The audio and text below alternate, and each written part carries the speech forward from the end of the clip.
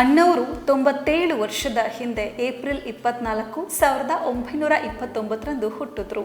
ಇವರು ಗಾಜನೂರಿನ ತಮ್ಮ ಮನೆಯಲ್ಲಿಯೇ ಹುಟ್ಟಿದ್ರು.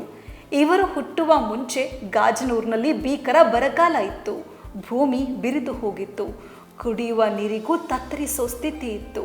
ಆದರೆ ಅಣ್ಣವರು ಜನಿಸಿದ ಏಪ್ರಿಲ್ 24, 1929ರಂದು ಭಾರಿ ಮಳೆ ಸುರಿತು.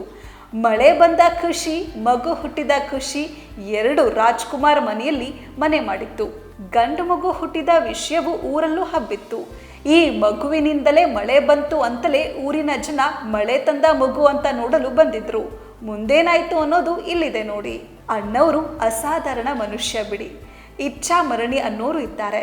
ಮಧ್ಯ ವಯಸ್ಸಿನಲ್ಲೇ ಯೋಗಾಭ್ಯಾಸ ಶುರು ಮಾಡಿದ್ರು. ಇದರಲ್ಲೂ ಅಸಾಧಾರಣ ಸಾಧನೆ ಮಾಡಿದ್ರು. ರಾಜ್ಕುಮಾರ್ ಅವರ ಕಾಮನ ಬಿಲ್ಲು ಚಿತ್ರ ನೋಡಿದ್ರೆ ತಿಳಿಯುತ್ತೆ. ರಾಜ್ಕುಮಾರ್ ಈ ಚಿತ್ರದ ಆರಂಭದಲ್ಲಿಯೇ ಯೋಗಾಭ್ಯಾಸದ ದೃಶ್ಯಗಳು ಇವೆ.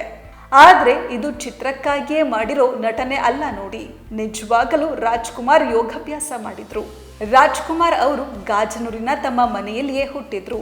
ಸಿಂಗಲನೂರು ಪುಟ್ಟಸ್ವಾಮಯ್ಯನವರ ಪತ್ನಿ ಲಕ್ಷ್ಮಮ್ಮ ಗಂಡು ಮಗುವಿಗೆ ಜನ್ಮ ಕೊಟ್ಟಿದ್ದಾರೆ ಅನ್ನುವ ವಿಷಯ ಊರಲ್ಲಿ ಗೊತ್ತಾಗಿತ್ತು. ಆಗಲೇ ಊರ ಜನ ಕೂಡ ಈ ಮಗುವನ್ನ ನೋಡೋದಕ್ಕೆ ಮನೆಯ ಬಳಿ ಬಂದಿದ್ರು. ಕಾರಣ ಈ ಮಗು ಹುಟ್ಟಿದ ದಿನವೇ ದೊಡ್ಡ ಮಳೆ ಸುರಿದಿತ್ತು. ಅದಕ್ಕೇನೆ ಮಳೆ ತಂದ ಮಗು ಅಂತಲೇ ನೋಡಲು ಜನ ಬರ್ತಾನೆ ಇದ್ರು.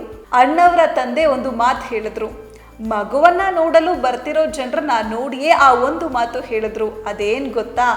ಇವನನ್ನ ನೋಡಲು ಜೀವನದುದ್ದಕ್ಕೂ ಜನ ಬರ್ತಾನೆ ಇರ್ತಾರೆ ಅಂತಲೇ ಹೇಳ್ತಾರೆ. ರಾಜ್ಕುಮಾರ್ ಅವರ ತಂದೆ ಹೇಳಿದ ಮಾತು ಸತ್ಯ ಆಗಿದೆ. ಅಣ್ಣವರು ಹೋಗಿ 20 ವರ್ಷ ಆಗಿದೆ. ಆದರೆ ಇವರನ್ನ ಪ್ರೀತಿಸುವ ಜನ ಇನ್ನೂ ಇದ್ದಾರೆ. ಇವರ ಸಮಾಧಿ ಬಳಿ ಬಂದು ನಮಿಸಿ ಹೋಗ್ತಾರೆ. ಜನ್ಮದಿನವನ್ನ ಇಂದಿಗೂ ಆಚರಣೆ ಮಾಡ್ತಾರೆ. ಡಾಕ್ಟರ್ ರಾಜ್ಕುಮಾರ್ 97ನೇ ಜನ್ಮದಿನವನ್ನ ಈ ಸಲ ಆಚರಣೆ ಮಾಡಲಾಗ್ತಾ ಇದೆ. ಸರ್ಕಾರದ ವಾರ್ತಾ ಇಲಾಖೆಯಿಂದಲೂ ಈ ವರ್ಷ ಕಂಠೀರವ ಸ್ಟುಡಿಯೋದಲ್ಲಿರೋ ರಾಜ್ ಸ್ಮಾರಕದಲ್ಲಿ ವಿಶೇಷ ಕಾರ್ಯಕ್ರಮ ಕೂಡ ಆಯೋಜನೆ ಮಾಡಲಾಗಿತ್ತು.